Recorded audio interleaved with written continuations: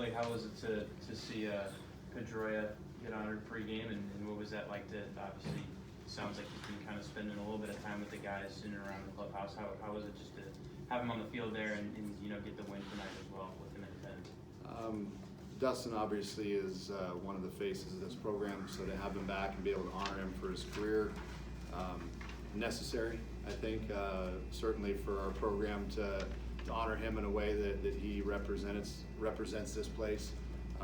Great to have him back. It's great to have all the guys that flew in to support him for this day too, and came from all around to kind of honor him and the career that he's had and how he's represented this program in the professional game. So always great to have him around. His mentality is a breath of fresh air. He's what I want our guys to be like, from a mentality standpoint. Overachieve, do things that no one else thinks you can, and prove everybody wrong. And that's kind of what this program's been about the past couple of decades. And to have him here in this day was, like I said, necessary and one that we're happy to do, and great to have him and his family back. Coach, you had just 4 strikeouts as a team tonight and none against the starter Stromsborg. And with this being your team's 5th straight game with 10+ hits, what do you have to say about your team's bat-to-ball skills these last couple games? Their approaches are getting much better. They're not chasing balls in the dirt. They're making breaking pitches get up in the zone for the most part, and I believe that's from not trying to do too much. Stay within themselves and trust the guy behind you. Pass the baton to him. Just have good at bat after good at bat after good at bat, and hopefully continue to get guys on base and make the pitcher uncomfortable and have to worry about the guys on base. So it's called a team offense. So it's nice to see, and guys are really the lineup is starting to lengthen out really well from top to bottom. It's not been overly top heavy where there's certain guys at the top getting it done and nobody at the bottom. This is it's been top to bottom really for the last 4 or 5 games, and it's great when you have guys that can do damage all the way 1 through 9. So it's been awesome. 53 runs in 4 games during a stretch where your team talked to some faces of the program, as you mentioned, like Barry Bonds and Dustin tonight. Do you think that had something to do with your team finding the offensive production that they've had?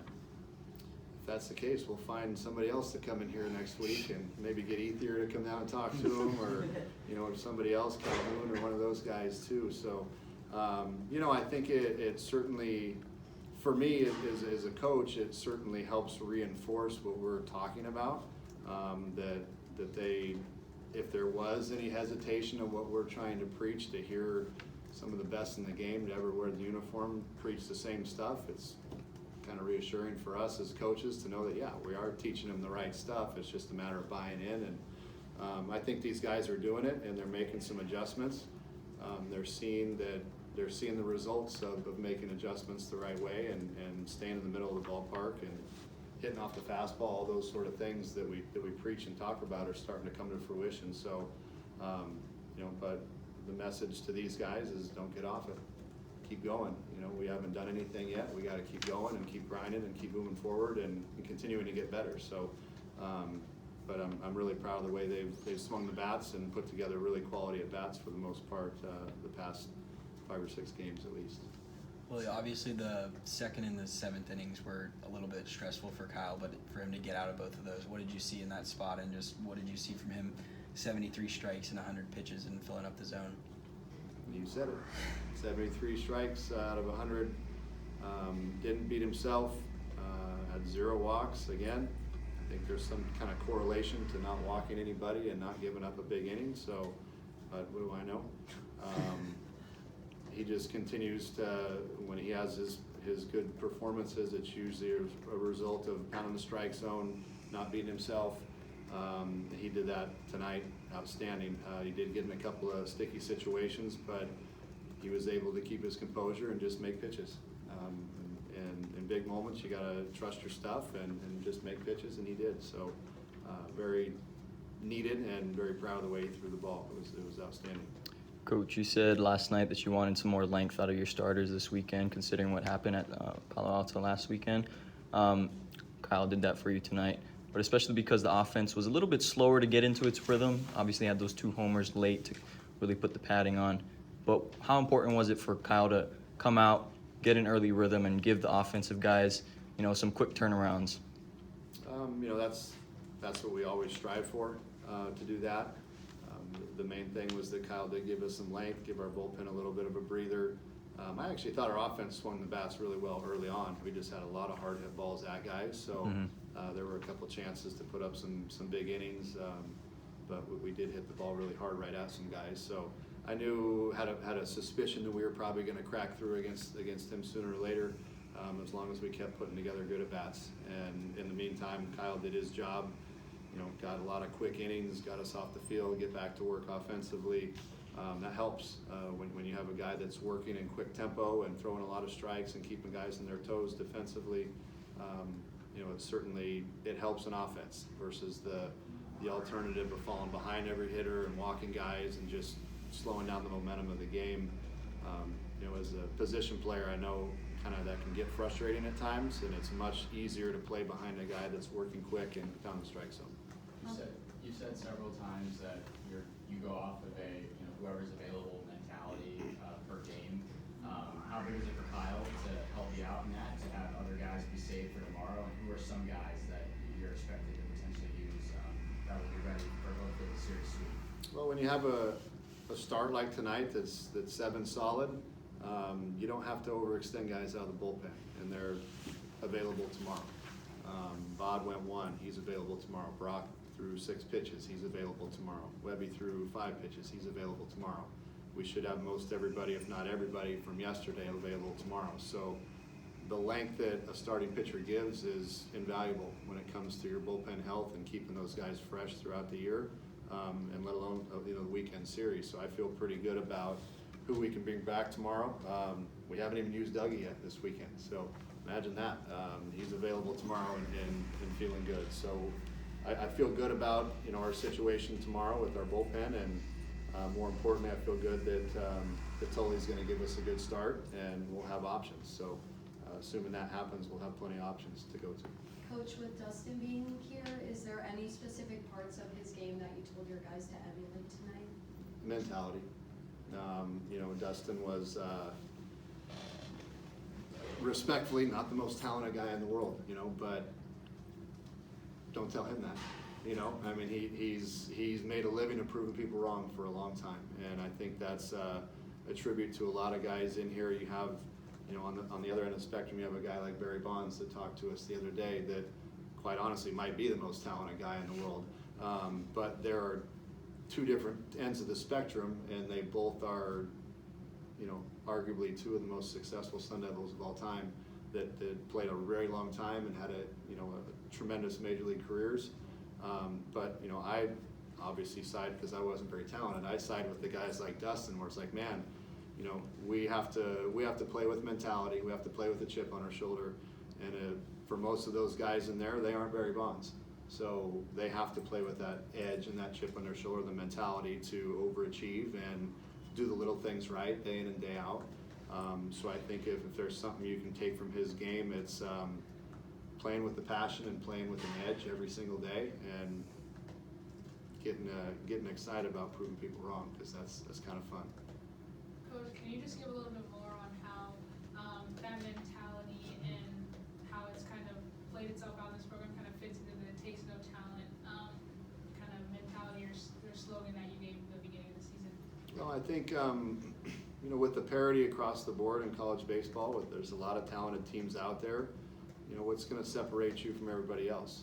Especially when you're not the most talented team, you got to do all the other little things right in order to be successful.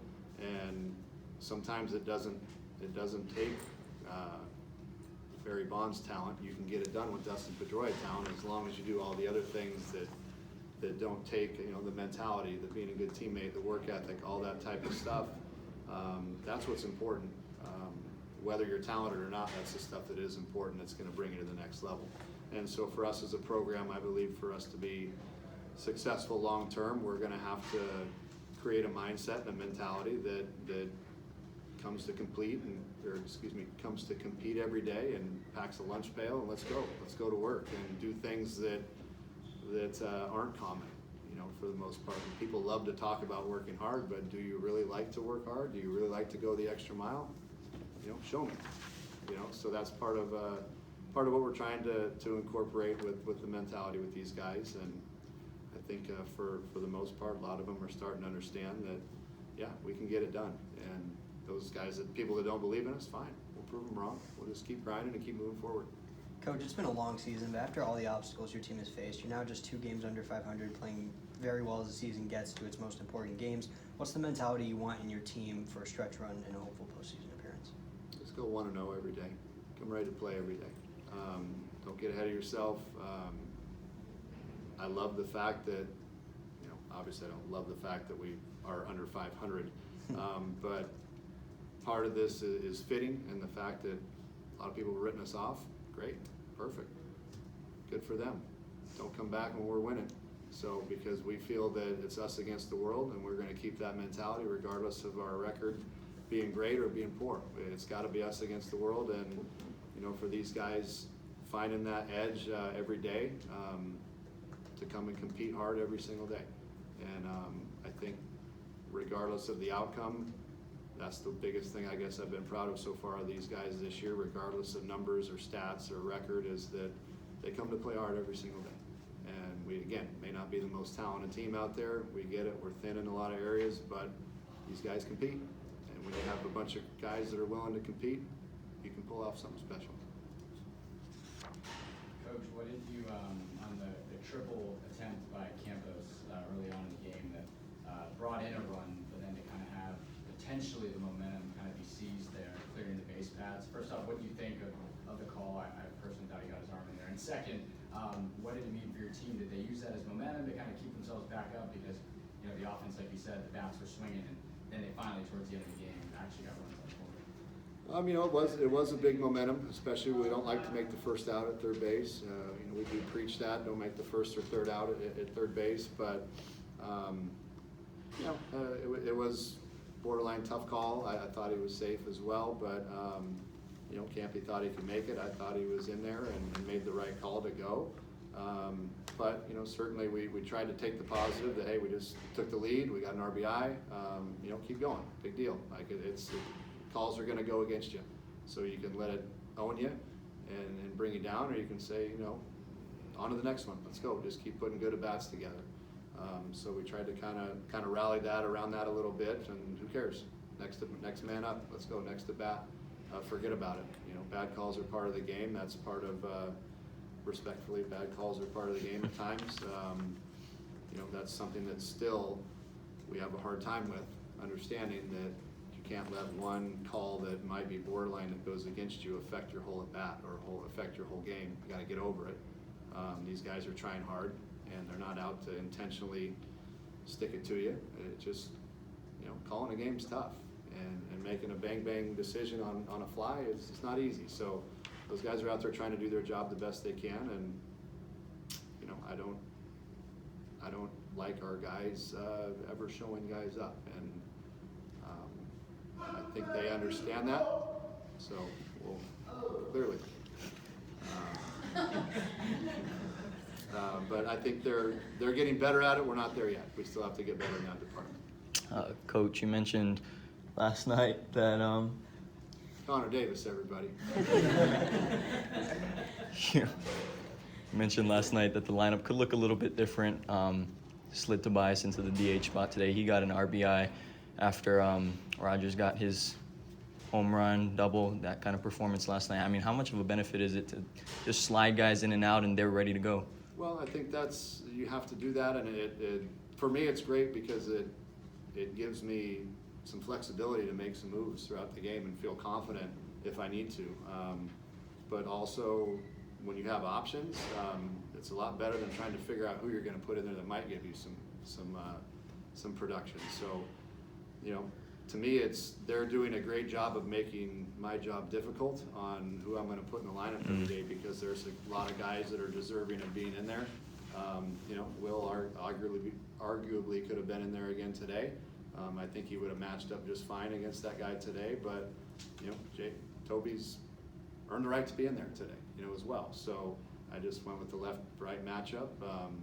Toby hit a couple balls very hard and had some good at-bats, so we'll figure out tomorrow I'll watch some film on the guy pitching tomorrow and see who I think matches up best against him and go with that tomorrow. So, but it is good to have several options, and these guys are all contributing and feeling part of this. That's hopefully starting to build a foundation of guys that are hungry to play every day.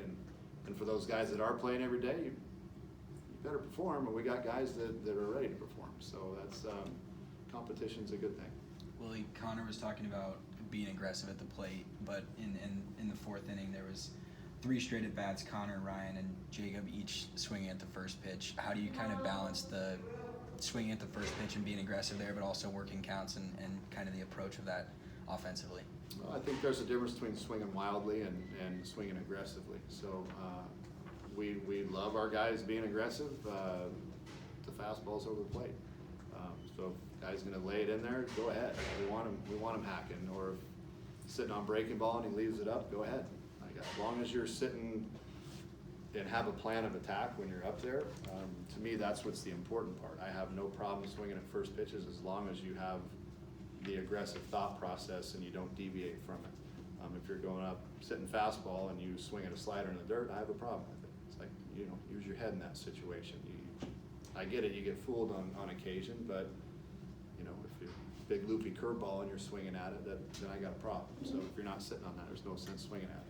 But they're learning, they're getting better. I think you're seeing at bats get better and better every day. I think they're hopefully taking to heart what we're preaching about them, and the offense is starting to come together a little bit. So it's good to see. Thanks, Coach. Thanks, Coach. Thanks.